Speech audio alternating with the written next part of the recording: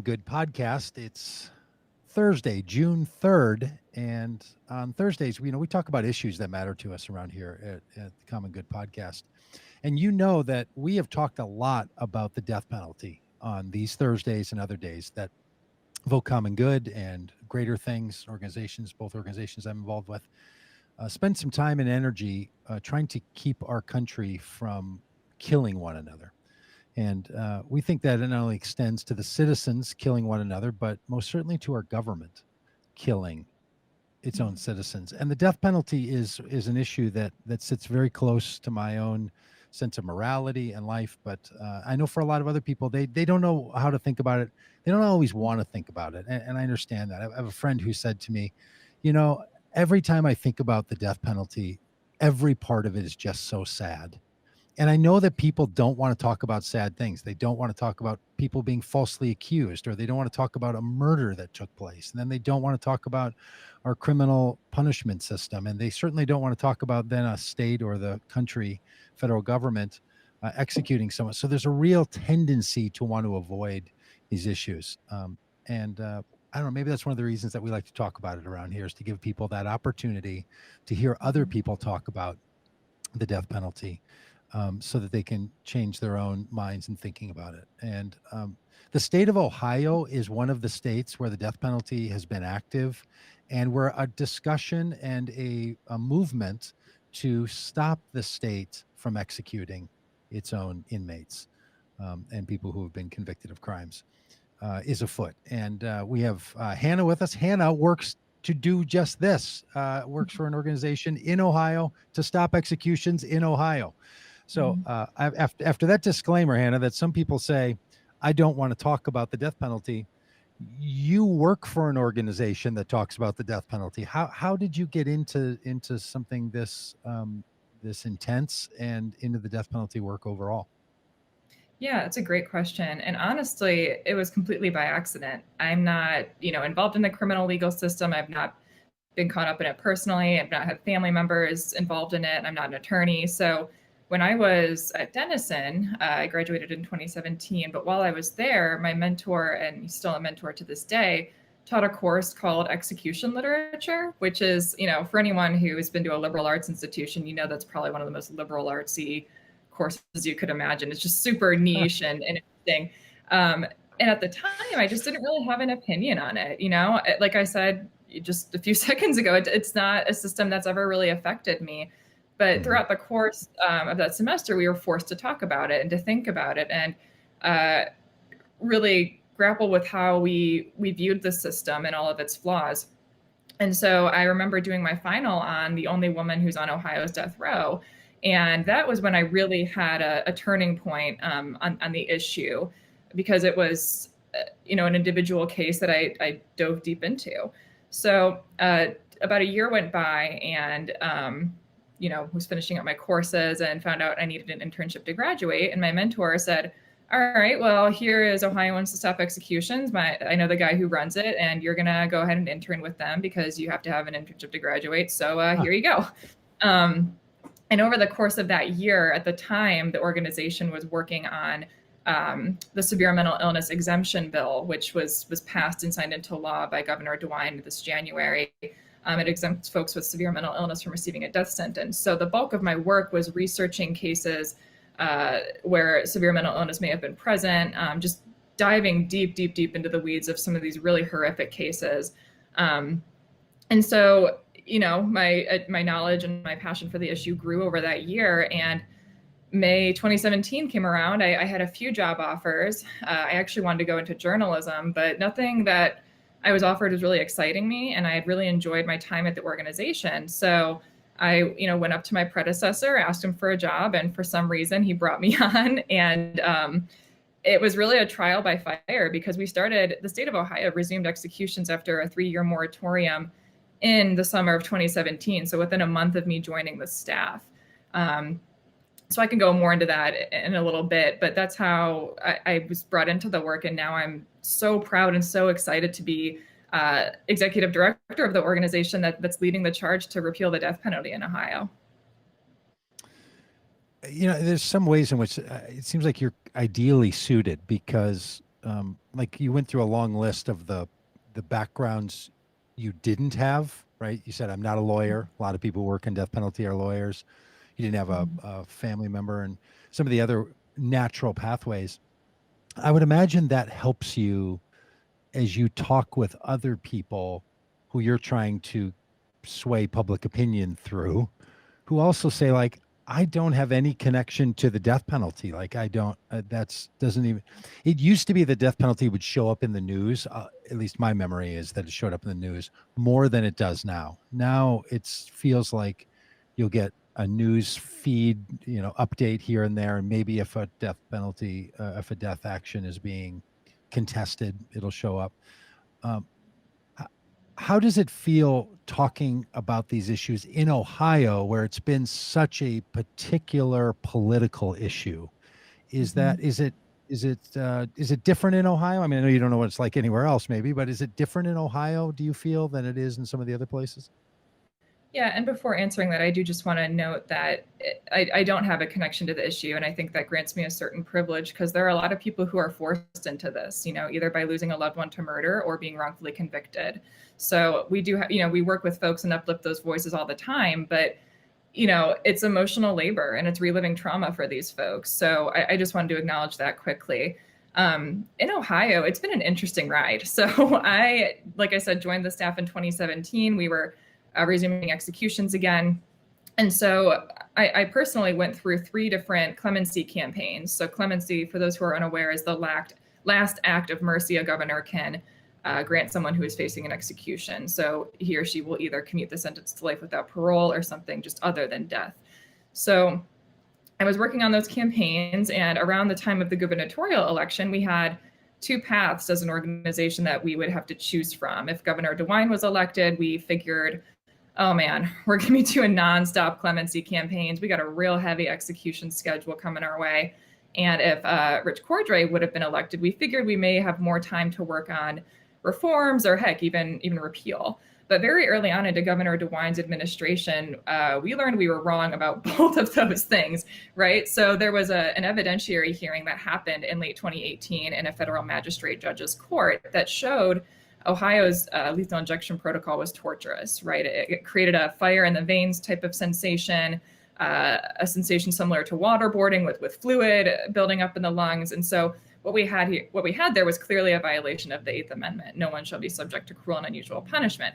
So Governor DeWine sees this news and he says, well, we're not torturing people to death on my watch. And ever since, he has reprieved execution date after execution date. And so that really opened up the space and time for me to start talking to legislators because frankly, I don't think anyone's really talked to, we're in a very red state, right? We have a Republican supermajority in both chambers. And I don't think anyone really has ever had the conversation with these folks on the right until we had this time to do so.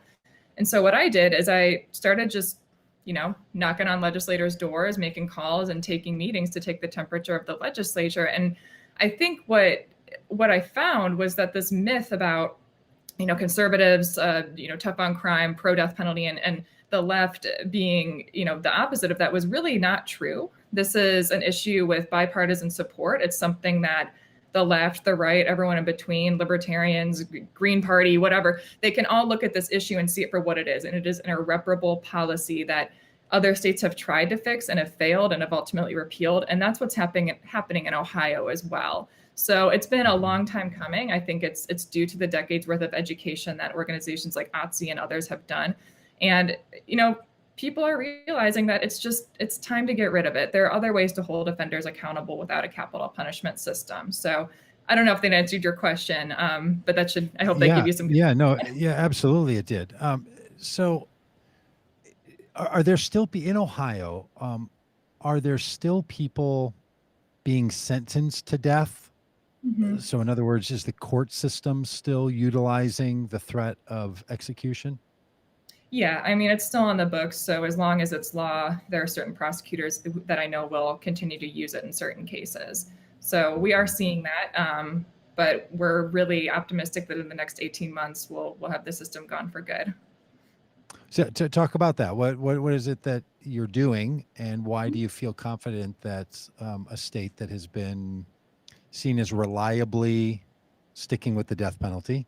And you mentioned your governor, Governor DeWine, who is a curious character in the political spaces. Maybe he's gone through his own changes over these years. I don't know. He was not all for Donald Trump, certainly, and spoke out against the protocols of the Republican stay in line plan. Um, Mm-hmm. but what is going to happen in Ohio? What could happen, and why do you feel confident that it's going to move in a way that's going to stop executions there? Sure. So I mentioned, this myth busting that happened of conservatives and liberals and their differences of opinion on this really not being accurate. So right now we have two bills they're identical, one in the House, one in the Senate. They are bipartisan supported. Senate Bill 103 and House Bill 183. Both have already had their sponsor testimony. So in Ohio, the way it works is you introduce the bill, then you have sponsor testimony in whatever committee the bill is in. And then you'll usually have proponent testimony, opponent testimony, and then you may have another proponent, depending on how heavy the issue is. We're anticipating having a few hearings, quite a few, because it's such a big issue. But then eventually it'll move to an interested party and vote sort of hearing. So we are anticipating having another hearing on the Senate bill before the legislature leaves on June 30th, which is super exciting. And I think that it's just a totally different state to be working in than it was when I started. Like I mentioned, people know so much more now about this system than they did 40 years ago when it was reinstated. Almost exactly 40 years ago, it'll be October, was when the statute was brought back. So we know that we wrongfully convict people all the time. In Ohio, we've wrongfully convicted 11 people and have exonerated them from death row. And so given the fact that we've executed 56 people, that means for every 5 executions, there's been one person who's been exonerated. And those are just the ones we know about. There have been some posthumous exonerations in other states, and we know that getting it wrong one time is enough for us to really look at this system and see what we're doing here.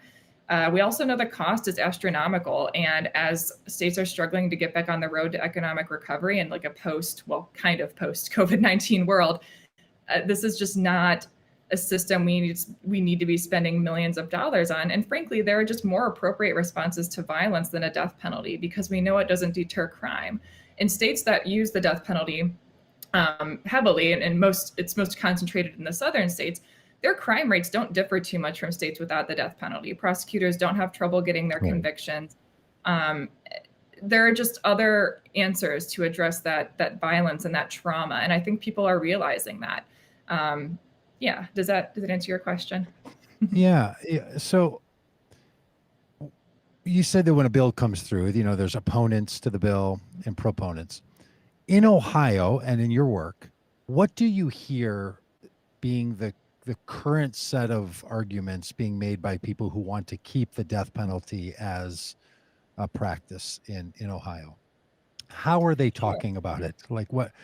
All the things you said about, look, we understand about how the justice system works, what we understand about how executing someone, how painful it is, how we see, that it eliminates all goodness from the system. It just sort of makes a mockery out of the idea that there's going to be some kind of transformation that can happen to someone. What are people saying currently, in 2021? What's the argument for let's keep the death penalty and not only keep it on the books, but keep using it in practice? Yeah, there are a few, and luckily they're all pretty easily debunked anyway. So I already addressed one of them. People think that it's a deterrent to violent crime. And as I said, there are no differences or hardly any differences at all between crime rates in states that do have a death penalty versus those without. We also know that a lot of folks think that the death penalty is reserved for the quote unquote worst of the worst, the Ted Bundys, the Charles Mansons, the Timothy McVeighs of the world.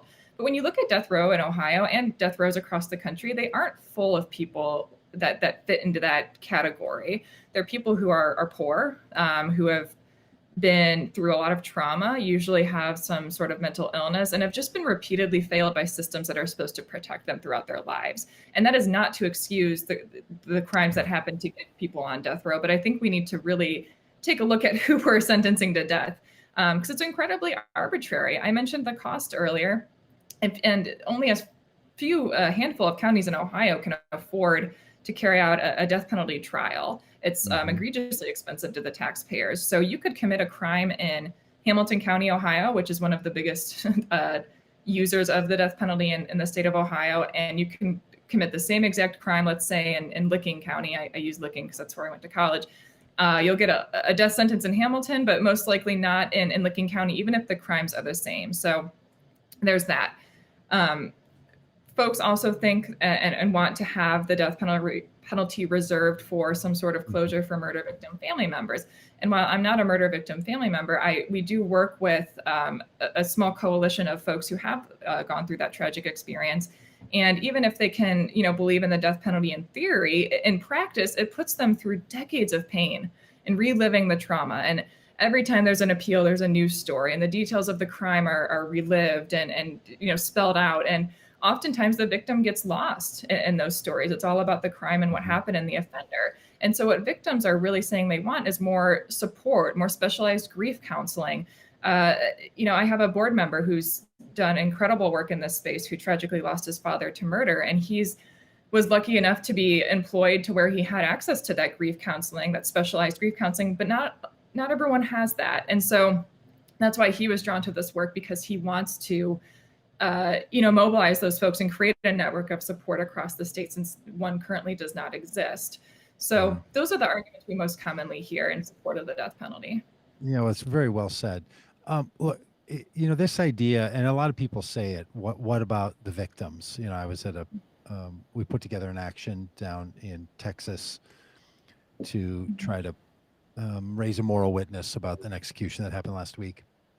And people were writing, and I get messages from people on social media, and they track down email, and they say, you spend a lot of time talking about Quentin Jones, the person who was executed, but you don't seem to care about the victim or their families, right? This is a very common response. And I take that pretty seriously. It's not as easy to access support of the family as it is to stand against the government committing another homicide in order to be retributive for a homicide. But that argument, well, yes, it's true, and I should take it seriously as an activist on this issue, and maybe you feel the same way. The state doesn't do much to help family member victims, right? Family victim members. The idea that the state's doing its part. The family members that I've spoken to who've had a family member murdered, and then the person was executed, and there's a whole network of these people around the country. Very often they will say that didn't, I wanted my family member, my wife or my son, or I wanted them alive. I didn't want another person dead like that. So this notion that you said, some people can maybe through their work or through some other agencies can get some support. Is that part of the work you all are doing there in Ohio, is to say, hey, not only should you not execute someone, but what we should be doing to respond to murder is to support the family members of those who were victims. Is that part of the work, or do you partner with other groups that do that work, or how does that fit into the conversation? Absolutely. Yeah, absolutely. I want to uplift Jonathan Mann. He is the vice chair of the OTC board of directors, and he's also doing the work to mobilize folks around the state who have lost a loved one to murder, to not only mobilize them when there's a legislative action to take, but to create that network of support, since it is such a niche community that not everyone has had that experience. So that's an ongoing project, and I know he's recruited quite a few folks, and I know it's been very appreciated to have just a friend to talk to who gets it, because I'll never get it.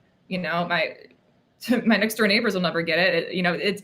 It's a very specialized and really tragic experience that only so many people experience. So that's absolutely a demographic that we are continuously uplifting and working with to learn from them. What do they need? What would serve them better? And the answer is not an execution. Yeah, and what a lot of people don't know is that many murders are committed by other family members, people in their own family. So often you will, and this was true in the execution that we tried to raise a moral witness about last week, is that you have both the perpetrator and the victim are in the same family.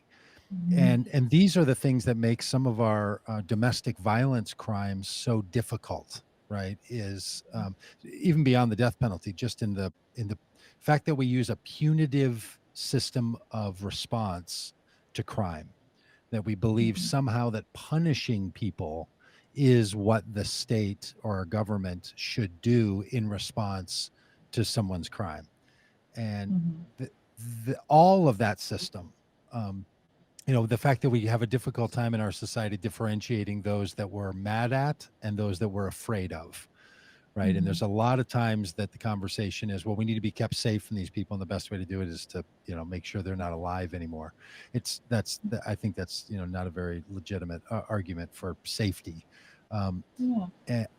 And do you find yourself, as I do, starting to critique and think about the whole rest of the system in addition to the death penalty? So it's not just the criminal system, the criminal arresting and prosecuting system, but like how people end up in these situations and the lack of support. Like you find yourself all of a sudden going down a whole lot of other spaces and places. Do you find that same thing to be true?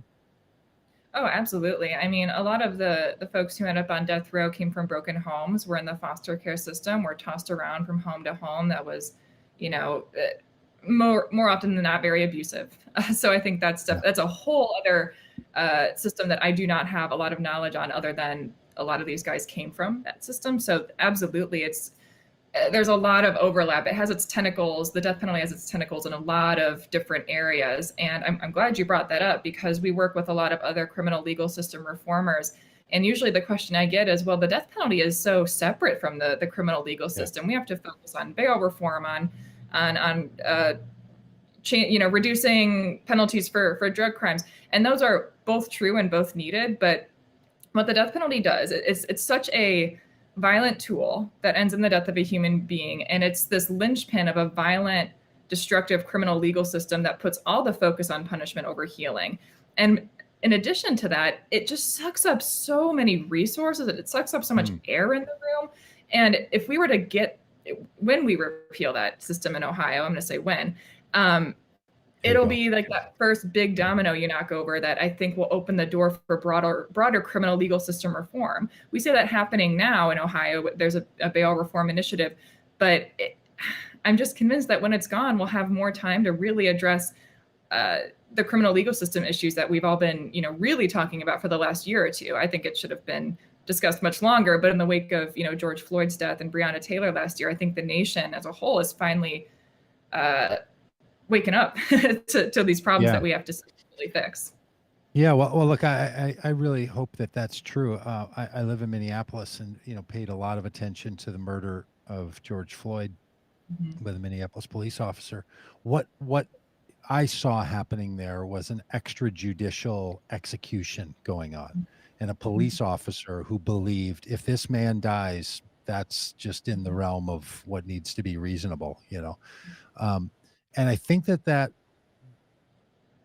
I think when people watched someone with the power of the government and all the deference that goes on to a police officer, you could tell look, if any other man was sitting on another man's neck and he was suffocating and dying, the people on that street would have run up and knocked the man off, regardless of who he was, right?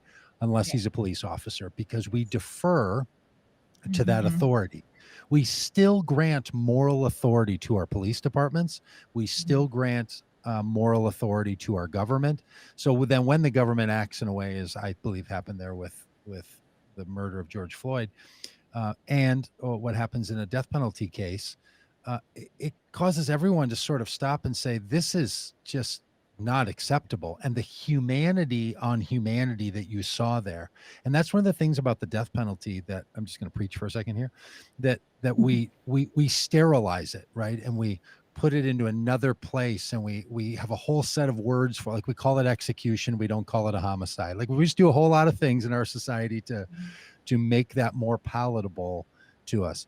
And I was talking with a friend just after getting back from the Quentin Jones execution, and he was saying, what shocks me is if we like said to a man who committed murder, what we're going to do for your punishment is cut off your hands or amputate a leg or Mhm. gouge out your eye, we would all look at that and say, we're not the kind of country that cuts off people's hands or amputates their legs as a punishment. We Mhm. don't do that. Yep. But then we say when you execute someone, well, that's just capital punishment. Like it moves into a place that doesn't feel brutal and doesn't feel out of step and feels like it's not. So it doesn't feel like it's humanity on humanity, right? It's now some like ethical, political issue that's not a person injecting or a chemical or using, a firing squad, which are having to come back or shooting electrical voltage through your body, like the Mhm. things we will not do as a society because it would just seem barbaric. And then yet we leave the ultimate state-sponsored homicide as a reasonable remedy. I think that it's just so glaring, and I feel like the police brutality, police Mhm. executions should be seen as a window into all of this about how we're willing to treat each other. So anyway, that was Yeah. a long preachy little diatribe there. Do you have any, do you think about that kind of thing, or do you have thoughts about any of Yeah. that? Oh, I have a lot of thoughts if I can. So I want to Please. first point out, you talked about how we've sanitized this process, right? And we talked about George Floyd and racial justice or lack thereof, I guess. Um, and the thing about the death penalty that I want people to realize is that you can draw a pretty direct line from slavery to lynching and extrajudicial killings to mass Mhm. incarceration and the death penalty. All we've done is sanitize it, especially when we know that people of color are disproportionately sentenced to death in our system. And another thing, you mentioned the state or the government being some sort of moral authority here, and how often we've gotten it. I think about how often we've gotten it wrong, and this is where conservatives really have started resonating with this issue. Is that for fiscally conservative, limited government conservatives, they don't trust the government to deliver their mail. So why are they going to trust them to carry out an execution? Totally. And so that's really started to resonate with folks like, oh, maybe we shouldn't give the government this much power to choose who lives or who dies because it's run by humans and humans are fallible. And we have gotten it wrong an unacceptable amount of times. There's no acceptable amount of times, but like it's happened. And I think about that a lot. Yeah. Well, and thank you for thinking about it and for talking about it and for leading a whole organization, right? That stays up on this. This is just how society goes, right? People are into nichey things that really matter, and you don't often know whether it's a technology someone's working on. We talked about the person who it was a scientist who basically developed the technology that gave us the vaccines for COVID, and she's young in her career, and she thought, hey, I'm just kind of working on something that's kind of part of my lifelong trajectory, having no idea that that vaccine was going to become the thing that was going to allow millions of people to live and for society to move forward again and to stop a pandemic, because sometimes these little hinge can open a really big door, and it feels like this kind of work is that sort of thing, or at least that it could be. You also mentioned this fact about the foster care system. Well, my wife and I adopted two children out of the foster care system, so we've been intimately connected to it. And what a lot of people don't know is that 80% of prison inmates spend time in the foster care system. Like if you want to know, if you were to backtrack and find out like what are things in common that prison people that are arrested and convicted of crimes and sent to prison, what they have in common, 80% of them were in the foster care system. Mhm. 81% of males in the foster care system in our country will have an experience, arrestable experience with law enforcement by the time they reach adulthood, compared to just 17% of people who are not in the foster care system. So there are ways to address the prison issue and the pipeline that's happening, and I think you're so right to compare the moral space from slavery to Jim Crow to executions. But those other delivery systems are also there, and so we need to figure out what we do with the people in our society for whom their families can't stay a safe place to to continue to raise children and to protect those children and to do what we can so that they don't end up in the prison system, because it's not an over exaggeration to say that for a lot of young men in the foster care system, it can be a life sentence in a penitentiary or on death row, and it's just something that seems like it should be something we could deal with. Absolutely. And, you know, Equal Justice USA is a great national organization that we work with pretty closely on death penalty. And they also do broad criminal legal system reform. And I know that after New Jersey abolished, they started looking into, you know, alternatives to the policing system that we have. So trauma informed policing and going into the communities to, you know, find effective responses to violence. They have all this information on their website. I'm not too familiar with it because I'm thinking about death penalty 24/7. But the point is, now that that system is gone, you know, prosecutors are still getting convictions. They're having no problem doing that. But there's this space, and there are resources to really address these root issues that lead people to commit, you know, heinous crimes or go on a wrong path. So you referred to, Ohioans opposing the death penalty, your organization, but you used a little acronym for it. Will you say that again and then tell people how they can be involved with you? I think it was OUTSI or OTSI, or what was the phrase you used? Yeah, Say it again. absolutely. OTSI. OTSI. I see it now. Yeah. So if people wanted to be engaged with, and they're not in Ohio, right? So what if there's people who, for many reasons, care about this issue, and they're not in the state of Ohio? How can they be involved with the group Ohioans to stop executions? Yeah, absolutely. So the first thing I'll plug is this. This is our official campaign shirt. You might not be able to see it. It's probably Ah, green, but we just launched what a is website for the what does it say campaign. on it? And for those on the podcast, tell me what it says on the shirt. Sure, it says No Death Penalty Ohio. So that is our official campaign hashtag. It is our official campaign website, nodeathpenaltyoh.com. So on there, it's the main hub for everyone who wants to be involved in this, whether you're in state or not. A lot of the actions are for in-state folks, but there are certainly ways to get involved. You know, the bare minimum is sharing social media stories, following us on our Twitter and Facebook handles, talking to your friends about this issue. It's not a typical kitchen, you know, table Right. issue, but we're trying to make it that way. You know, attending virtual events that we host. Our national partners I mentioned earlier, Equal Justice USA host events throughout the year that are on a wide variety of topics, including the death penalty, and they do a great job of talking about it more from that national perspective. So folks who are not in Ohio, I think, would really benefit from some of those workshops.